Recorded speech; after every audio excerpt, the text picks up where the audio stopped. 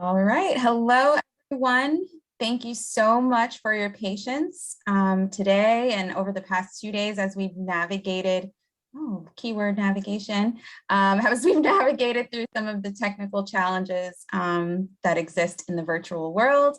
My name is Jamie Trotter. I am back to host you all through this session 2B, Evidence to Action, how research partnerships can advance the science of social needs navigation.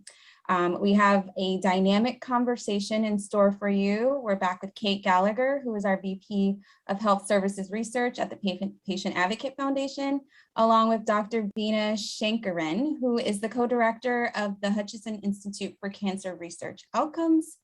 I would just like to remind you of a few housekeeping items. As a reminder, we want to please ask that you submit your Q&A questions into the chat box, and we will leave time at the end of the discussion for Q&A. Closed captions are available for this session should you need them. As we've navigated some of the challenges, do not worry. Materials will be emailed to you later at the conclusion of the session. And if you are experiencing any technical difficulties, please do not hesitate to email npafevents@npaf.org. And if you're following along with us on social media, we welcome you to use the hashtag Health Needs Navigation. And with that, I will turn it over to Kate. Great, thank you so much, Jamie, and we're so happy to have everyone here for session 2B on day 3 with myself and Veena Shankaran from the Fred Hutchinson Cancer Institute. So we've actually had a long working relationship with Veena and her team, actually going back to, I believe, 2014 or 2015, using case management as an active intervention. So Veena, can you share a little bit more about the history of this collaborative work? Yeah, absolutely. It's a long history, like you said, Kate, and just has been a really wonderful collaboration, I think, with you guys at PAF and also with another organization in Seattle. I can give you a little bit of history and then sort of talk a little bit about where we are right now with the work we're doing. And feel free to interrupt me anytime, Kate, if you if you want to get us moving along, because there's a lot to talk about. You know, I've been interested as a clinician and a researcher in the concept of financial hardship and social determinants of health for many years. And a lot of the work we had done in our research group has been really trying to describe the problem, understand the prevalence of financial hardship in our patient population. And it was really a couple of studies we did in Washington State, one showing that about 40% of colorectal cancer patients faced major financial hardship after treatment, and another showing that cancer patients were over 2.5 times more likely to face bankruptcy than people without cancer. That really led us to kind of understand why and what can we do about it. And so it was around this time, after these couple of studies, that we connected with Patient Advocate Foundation and also with a local organization in Seattle called Sense that does a lot of financial counseling work for financially vulnerable individuals in our state. And we decided essentially that, well, we learned from patients that that a lot of the issues that they face financially or socially, they had no idea where to turn, they had no idea what to do, and really things kind of just spiraled out of control for many of them, leading to major financial problems and bankruptcy. And you guys have been on the front lines helping people with these issues for many years. And so we decided that it was important to kind of bring your work to patients and families upfront and early on before these problems started. So we did a couple of pilot studies at our institution with Sense and Patient Advocate Foundation and another organization called Family Reach to try and bring these services to people who are newly diagnosed with cancer. We quickly realized that it was important to involve caregivers, spouses and other informal caregivers, And then really where we are right now is we are launching a large national study through the NCI Community Oncology Research Program, where we're going to be enrolling patients and spouses in a financial navigation program with Patient Advocate Foundation and Sense. And we're trying to understand on a large scale, can we decrease the risk of financial hardship related to cancer? And can we improve a number of outcomes, including treatment adherence, financial stress, quality of life, caregiver burden, and so on. Wonderful. So thinking back specifically to the 2 pilots that are feeding the information that you're using for the large R01 study, what was successful and what were some of the lessons that you and us and all the organizations involved kind of learned along the way, and how is that informing the work for the large study?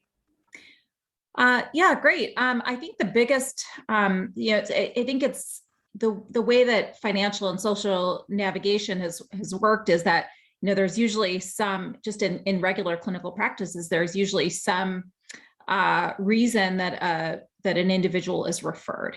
And then, usually you focus on that specific need. In the context of our studies, what we did was try and anticipate some of those issues by connecting people early on. Shortly after diagnosis. I think the biggest lesson we learned is that there's a lot going on around the time of diagnosis. People are very overwhelmed. Their biggest priorities is obviously trying to deal with the cancer and treatment. So I think kind of giving people a little bit of time after diagnosis to get started on treatment and then connect with these resources is important. We had been really pretty strict in our eligibility criteria at the beginning, where we were trying to get people enrolled even before they started treatment. That just is really not feasible. So giving people a little time so that they're more amenable to these conversations and really meeting people where they are. And I think you guys have been great about just trying to not burden people with a long, arduous conversation and questionnaires, and really trying to just understand what the key issues are and intervene on those, and explain what resources are available so that people know as they kind of go forward, even after, the research study part is completed, that they or family members can reach out. Just trying to raise awareness that these services are available. Yeah, great. So, also thinking kind of like from your perspective, other than what was successful and the lessons learned, what are some of the other important insights that you, your team, through the collaboration with PAF, that you kind of gained into the patient's financial experience, specifically kind of over like the care continuum or their cancer care journey? Yeah, so I think there are a few. One being that, I don't think we can underestimate the financial stress on people who are even what we would so-called, socioeconomically stable at diagnosis. So financial hardship can affect anyone. Out-of-pocket costs can be burdensome for anyone. I mean, it's obviously there are certain people who are at higher risk and who come to diagnosis financially fragile, and they might have greater needs. But I think in general, everyone can benefit from these kinds of interventions. We did a recent study, national study, through the Southwest Oncology Research Group, SWOG, where we surveyed newly diagnosed cancer patients and followed them over the course of a year. And these were insured people who were being treated in the community. And we found that 75% of people had serious financial hardship, things like foreclosures, 20% or more decline in their income, having to borrow money, going into major debt. So it's a problem that really touches everybody, and everybody benefits in different ways. The other thing is that there is a role to be played for just a role for financial counseling, in addition to the actual connection of people with specific resources, just trying to help people understand how to manage their finances, how to kind of, navigate health insurance, and these are a lot of the core services that PAF provides, but it's a sort of, there's not one specific thing that can solve the problem. There's a whole host of issues that people deal with related to finances and just social needs that really requires a comprehensive approach. So I think those are the two key lessons learned. The other thing I'll mention is that one of the challenges is that, we really have to focus a lot of our research studies on concrete endpoints that we can measure. Do we actually help people avoid financial hardship? What is the dollar amount that we provide in terms of assistance? And those are really important measures. But there's something to be said for simply the presence of these professionals and services in people's lives in terms of just the general decrease in anxiety related to costs. I think that's an important and maybe less valued endpoint, but it's really important and helps improve people's experience. So a lot of the work that we do at PAF is very reactive outside of this research project. So oftentimes patients have hit some sort of threshold or barrier or challenge, and that's why they're coming to PAF for some sort of support. Within the context of the projects we've been doing with you, we've been trying to move those services upstream. And as you mentioned, at the time of diagnosis is not the right point in that upstream to try and talk to patients about it. But how are some of these financial concepts, how do they tie into conversations that you as a clinician, would have with patients or patients and their caregivers, early in some of their care treatment decision-making processes? Yeah, great question. I mean, I completely agree that that there's value in moving services from, and this is the whole point of these research projects. The central question, I would say, I mean, because you guys are doing this all the time, you're providing these services to people. What we're trying to understand is actually, does implementing these services in a proactive way actually help prevent some of the financial hardships from happening in the first place, as opposed to dealing with them when they come up.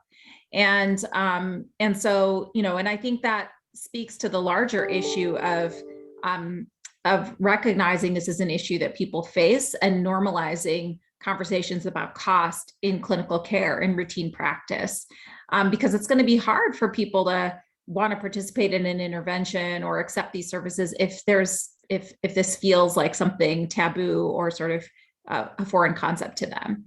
And so, I try, at least in my clinical practice, to mention to anybody, regardless of their background or financial circumstances, which often I don't really know when I meet them, is just that, there are a lot of issues that you'll face aside from treatment, and that's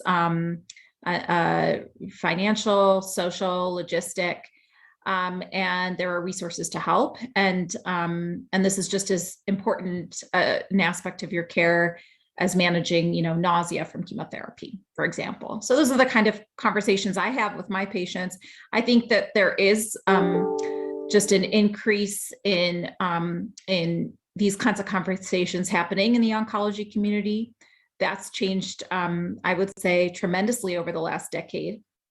And then, I think, in getting back to the research side, so yeah, we want to be proactive, but we're trying to give people a little breathing room around diagnosis in terms of actually beginning these interventions. So in our current study that I mentioned earlier, the large national study, we're allowing, people within 6 months of diagnosis, just so that, we get them involved early, but not sort of, before treatment. You let them sort of settle into treatment and then get hooked up. So it's really interesting that you've mentioned that you have personally, in your own practice, have tried to take a more proactive approach to these conversations. And I know kind of a topic that's popped up in some of the other sessions is around screening. So you can screen for financial toxicity, you can screen for various, social needs, the social determinants of health. What are either some of the tools or the conversation starters that you could recommend to either patients or clinicians who are listening to our conversation today that they can use? So if the physician doesn't approach the conversation, but the patient does have maybe some of these concerns, whether or not it involves straight up just paying for something or the work impact, where can they go, where can they look for things to facilitate these collaborative conversations? Yeah, I think that's a great question. I mean, I think the most important thing is actually not these sort of, I mean, I think the conversations are important, but to take it to the next level, there has to be some sort of screening in clinics so that people don't actually have to initiate a conversation themselves, patients and family members, but that it's sort of something that's routine and picked up, and then they're directed to the appropriate resources.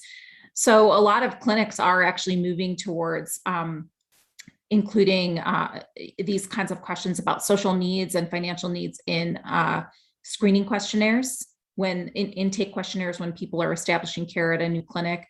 There's ways to get this information into the medical record. There's ways to use certain thresholds to then trigger referrals to social work, for example, or billing specialists. So I think there are some ways to make this much more automatic. And, I think that there's value in just asking these questions on questionnaires so that people realize that these are things that we as clinical providers are thinking about, and that it's just a normal part of what we ask about and what we think about. And then, I think I will acknowledge, to your point, that that these conversations between providers and patients are just complex, and we don't have that much time. There's a lot to cover, and it's pretty typical that these things, touching on financial and social needs, will get missed. So it's really important to involve the entire care team. Nurses usually do meet with patients after clinic visits to do a lot of the education around chemotherapy. That's where that's where they could have the opportunity to bring up some of these issues. Social workers are heavily involved. So I think there's a team approach that needs to happen to make sure that people are not falling through the cracks. So it's interesting that you mentioned team, and interesting that you mentioned the team on the clinical side. And I know the project that we're currently working on right now really focuses on this patient caregiver dyad. So for our caregivers who are on today's call, if there's not enough time for, say, like the patient and the clinician to get into some of these topics, how can the caregiver support the patient by maybe starting to explore what sorts of like resources or things are out there from the clinical perspective, say, being linked to a social worker? Yeah, definitely. I mean, I think that we've just realized how critically important the caregivers are in this. It's not only just that a lot of times the caregivers are handling the financial aspects of care, dealing with bills, looking for patient assistance, but they also have the stress, potentially, depending on the circumstance, but they have the stress of being uncertain of what their work is going to look like, how their income might be affected, how they're going to manage, if their loved one passes away, and just dealing with the fallout from all the expenses. So there's a lot of dimensions there, but I think that, and I think we recognized not only the impact on the caregiver, but also the role that the caregiver can play in sort of helping to think about and work on some of these issues when a patient is, maybe sick or not up to having these conversations. And so we actually, in our very first pilot study, if you remember, Kate, we did not include caregivers. And we had trouble actually getting patients to stay engaged. And we realized that we ended up having a lot of phone conversations with the caregivers. And then we included caregivers. And then now in this large study, we caregiver involvement is actually mandatory. Now, there are a lot of people who don't have caregivers, and that's unfortunate because, caregivers can be very helpful. And so I'm not implying in any way that, if you don't have a caregiver, there's no hope, or that, I'm just saying that if you do have a caregiver, that person can be very helpful. I think from the clinical side, to your question, it was very challenging actually during COVID, when caregivers, family members were not allowed always in the room in the hospitals, or when the number of caregivers were limited in the clinic.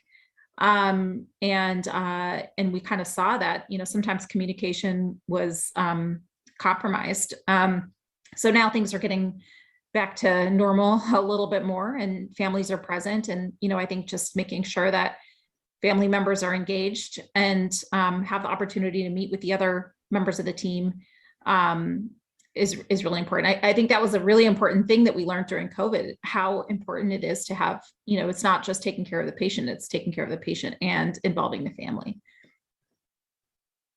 Yeah, I can't even imagine how difficult it would be for patients without the ability to have their caregiver in some of those conversations. I'm sure telehealth was potentially helpful in other instances for maybe caregivers who couldn't be on site or who weren't local were able to participate via technology. But yeah, I can't imagine how challenging things have potentially been in the last 18 months. Yeah, to your I did want to just step back. Go ahead. Oh, no, I was just going to add, Kate, to your point. I mean, there are some benefits now of telehealth in that, you can actually get multiple family members now involved in a visit who are not in state. And it probably, from the standpoint of financial and social needs navigation, people are just so much more familiar with Zoom and other, virtual, platforms that you probably can have conversations more easily on your end, I would imagine too, with patients and families by these platforms. So what I was going to say is I just want to step back a little bit and take a little bit more of a global perspective, thinking back with the research hat. So thinking about the landscape of research that's been done in financial toxicity, and we know that there are a lot of researchers playing in this sandbox right now. How do you think this concept of integrating social and financial needs navigation into these large intervention studies, or using them in intervention studies, how do you think that's changed? And specifically, as a point of reference, think about over like the past 5 or 10 years. I mean, I think the biggest change is that there are studies happening. So it's been, and I have to commend this community of researchers and people who are on the front line at these amazing organizations like PAF and other organizations that are doing the work, because really this has been such a tremendous change from even 12 or 13 years ago when I started doing this work to now. We went from not really even acknowledging the financial burden of cancer care to now understanding its prevalence, understanding its risk factors, understanding that we need to move beyond just knowing that it exists to thinking about interventions, thinking about screening for financial risk. So I'll just say that, there's been such a shift to now actually within, large national studies actually trying to do interventions. So I think there's been tremendous progress, and really gives me a lot of hope too that, the NCI and other big organizations are funding this kind of work. I think it speaks a lot to what the priorities are. And so that's been really wonderful to see. I mean, I think the interventional work is still in early stages in some ways. So I think there's a lot to be learned from our study that we're doing. And I think it'll be interesting to see what kind of impact these interventions make. Because I think if we see decrease in financial hardship, if we see improvements in other outcomes, then it gets to the next level of not just that we need to include this as an important component of cancer care delivery, but also, why is it that you need to provide this intervention to allow people to get similar outcomes?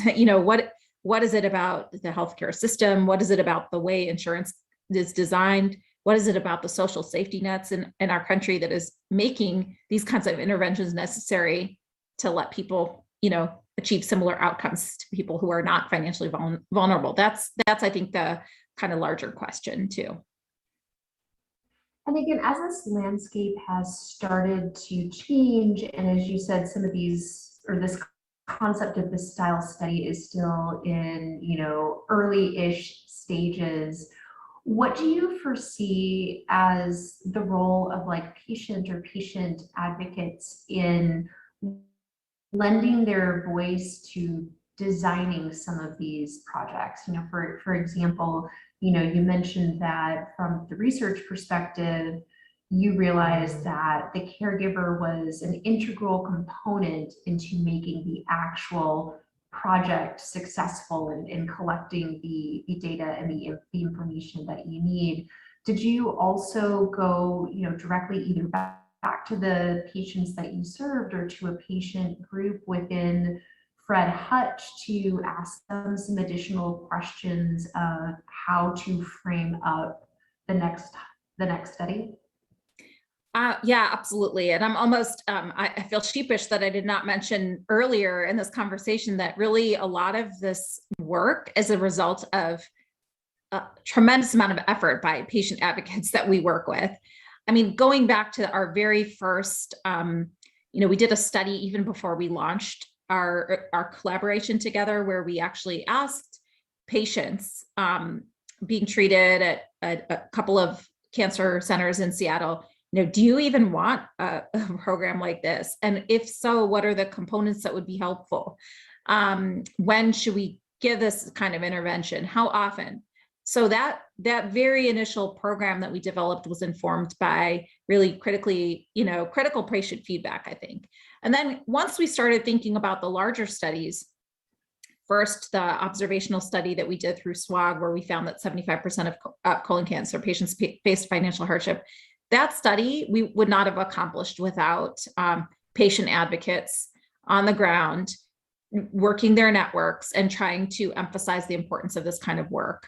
And then similarly, the study that we're doing, the randomized study on financial navigation, financial and social navigation, that study, we actually had a patient advocate through SWOG involved from the very inception of the idea to the development of the proposal. And her feedback was tremendous around, inclusion of Spanish-speaking patients, which is something that we hadn't been able to do before due to funding, actually. And how do we engage with minority underserved community sites? And what are going to be the barriers to enrollment? How do we cross those? How do we make it feasible for people to want to participate? All of these kinds of things and questions have been really, it's impossible without the patient advocates kind of helping to guide research. And so, I just think it's critical. And anyone, you asked earlier about how the field is changing and what we need, how this study should look going forward. I think it should be a group effort and really kind of trying to get stakeholder input on all aspects of the study design, all the way to implementation and dissemination for that matter. So speaking of dissemination, it's a great lead in my next question. So how can we, which I would refer to as the field and everybody who's kind of sitting here at the table today, how can we best use the evidence, which is the information that researchers like you and others who are out there what's the best way to leverage that moving forward? Is it to leverage it for advocacy work? Is it to leverage it for new, research funding, research collaborations? How ultimately can some of these really interesting or robust outcome measures be used by policymakers to change this landscape and to change what it means to incorporate financial or social needs navigation into cancer and other types of care?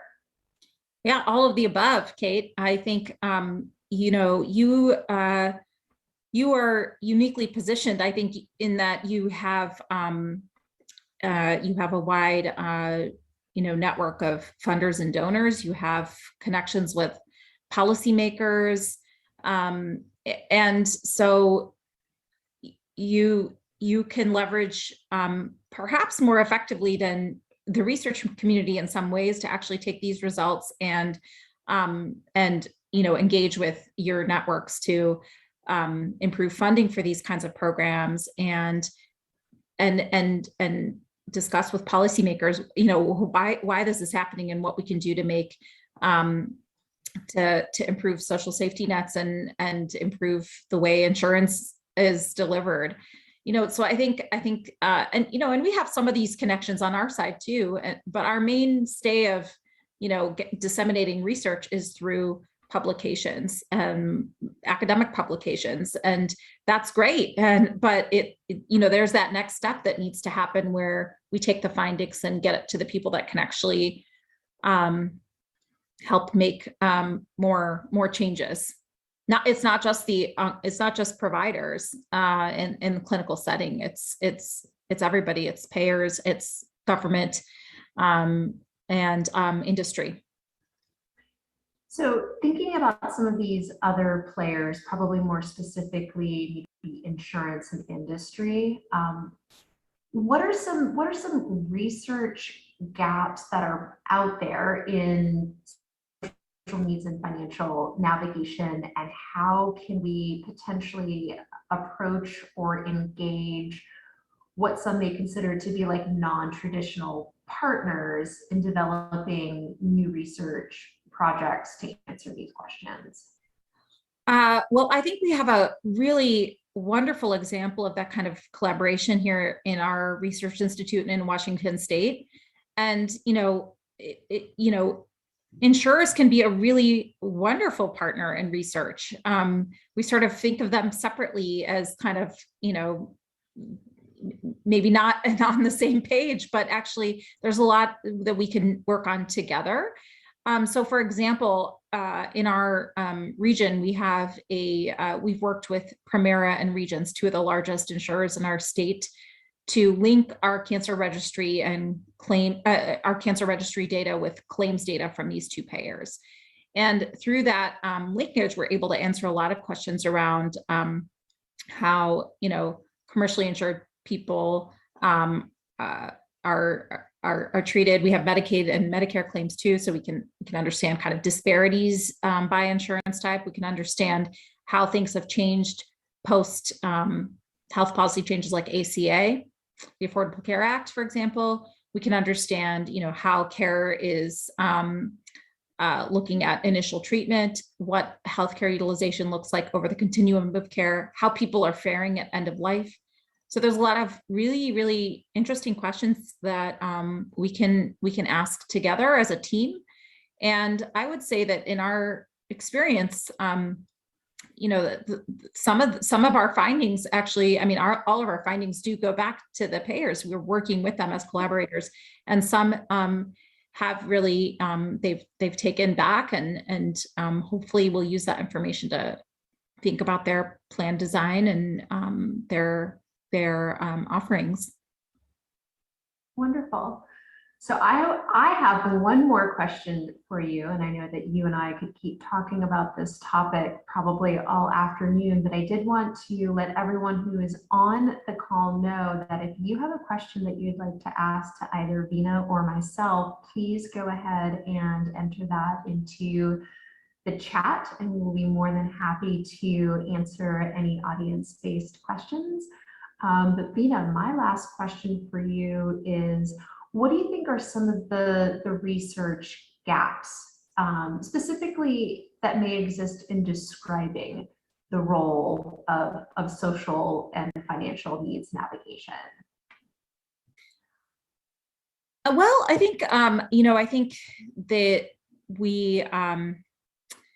I think probably one of the biggest gaps is going to be understanding how to screen for these things effectively, how to match what people respond in a questionnaire to what the resources are they actually need.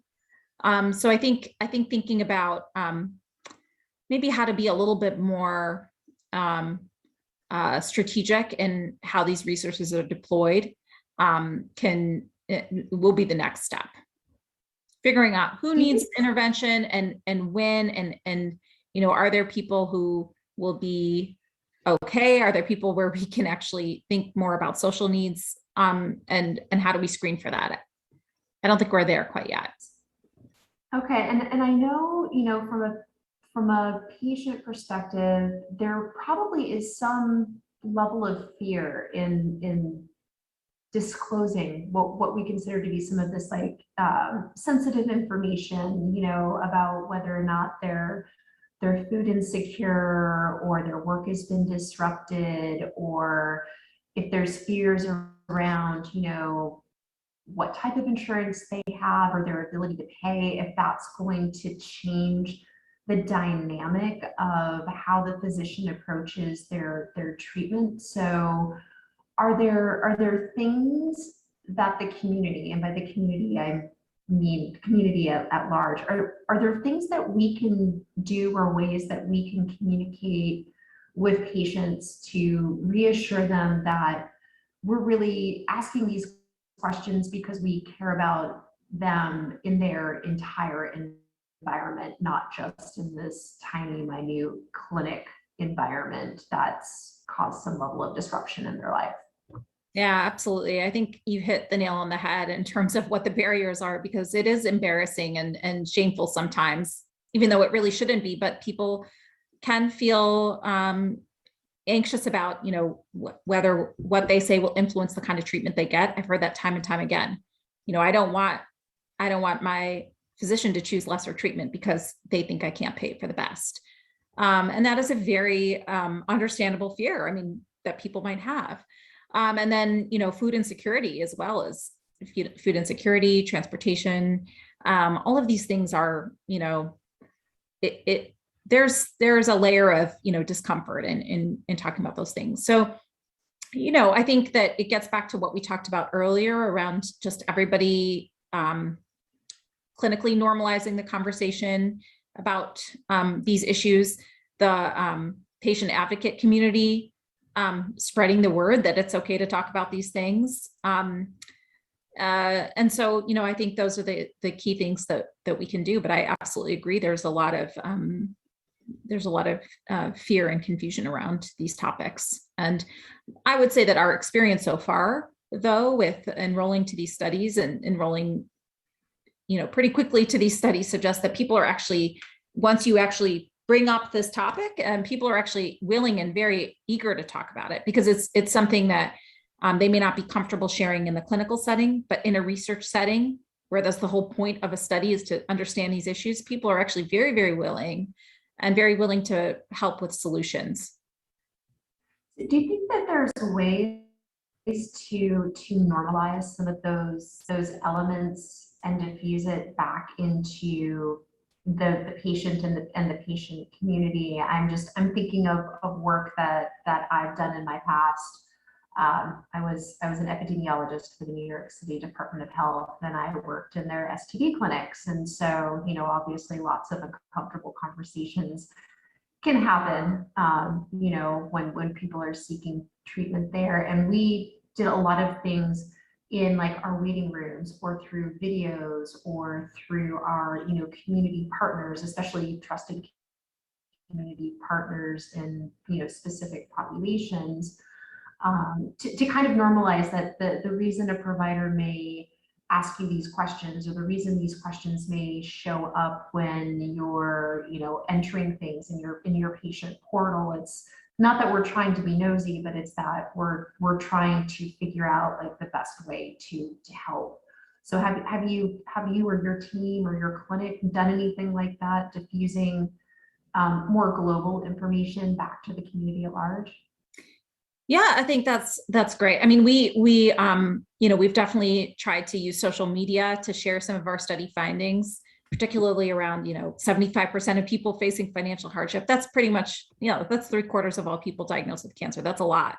And so that, getting that information out there kind of helps people not feel alone. And then,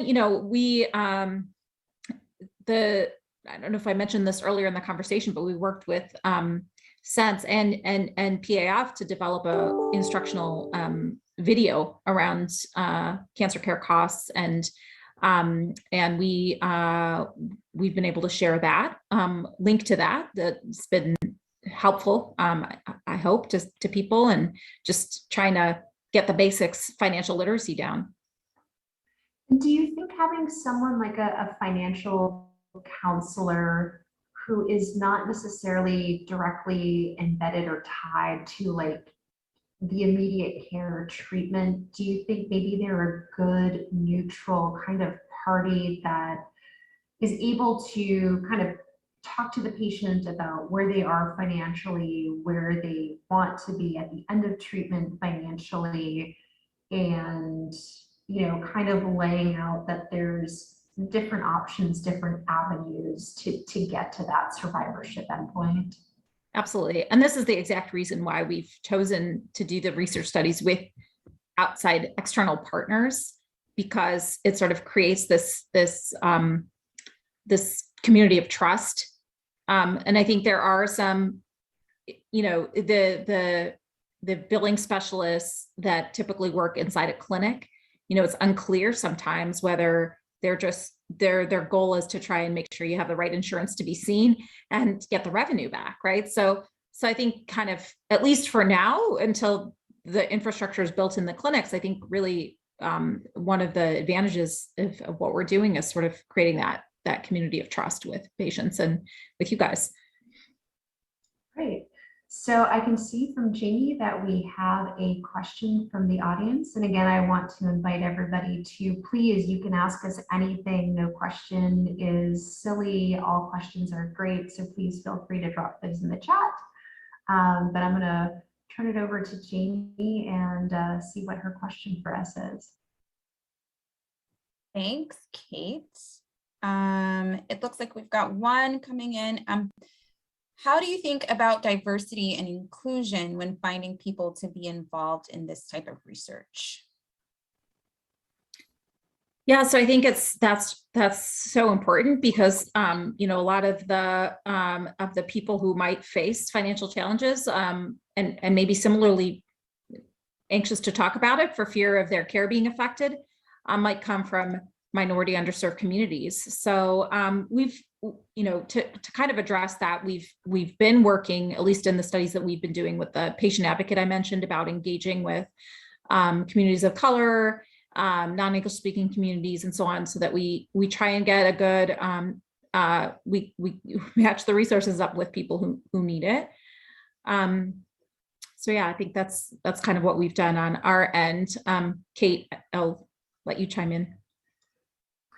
Yeah, I mean, again, PAF, we have a lot of different partners, and we get patients from all over, the United States. Again, primarily the work that our organization does is reactive, so people are coming from us, but one of the things that we as an organization are really, really working on is to ensure that we're, connecting patients at most need with the right resources at the best for the right time. But it definitely is a challenge. But I can see we are getting close to time. Jamie, are there any? There was just one additional. Yes, ma'am. There was just one additional question. and I know Dr. Schenker and you talked about social media, but if you can maybe elaborate a little bit more or give other examples of how you report back to communities that you've worked with about the things that and the outcomes that you found in your research. And I guess this is a comment. So many people come into communities for research, but don't return back their findings. Yeah, absolutely. And that's probably it's so frustrating, right? You participate, lend your time, energy, and then don't get the engagement back. So yeah, I mean, in our research group, we have a stakeholder group of patients and patient advocates, in addition to the insurer collaborators and everyone else I mentioned. And we try and meet regularly, share research findings, but also think about how the research findings might motivate future studies, what the priorities are. And that's what I think that research has to be, especially when we're talking about issues that are, so so we're trying to actually improve patient outcomes and address patient needs. And so if you don't engage the community, it's literally impossible to get it right. So Vina, I will wrap us up with one last question. So thinking about the research projects that we've done, they've been short in duration in regard to our ability. We can only follow these patients for a certain amount of time. Are there any plans by your organization to actually go back and potentially look at financial toxicity or social need in cancer survivors? So we know that that financial journey in paying for cancer care doesn't end the day that treatment ends, and often many take it through into their survivorship journey. So is that an area that you think you or others may potentially look to do some work in? Oh, absolutely. I mean, I think, in fact, it's actually maybe the long-term cancer survivors who are at greater risk of bankruptcy because they have accumulated costs over time. They're maybe not back to the kind of employment they were before. And they have these long-term financial issues that they have to deal with. So absolutely, I think there's definitely opportunities for intervention, doing research, kind of engaging with long-term cancer survivors. And what I can say about our clinic is that the screening that I mentioned that we're doing on social and financial needs, that's happening not just for newly diagnosed people, but throughout the continuum. So people are getting these kinds of questionnaires every 6 or 12 months. And so you could definitely see if a cancer survivor, 3 years out from treatment, who's coming in for a surveillance visit might have some issues that bubble up. Very good. So Jamie, I think that's all the questions that we have, and I think we're very close to time. Is there we are right else? That's right. Thank you both for this dynamic conversation. I learned a lot and I hope our audience did as well. We have about a 15-minute break and then we will be reconvening in the main room, the main stage link for our final session of 2021's Patient Congress. So we will see you back in about 15 minutes, right at 2 o'clock.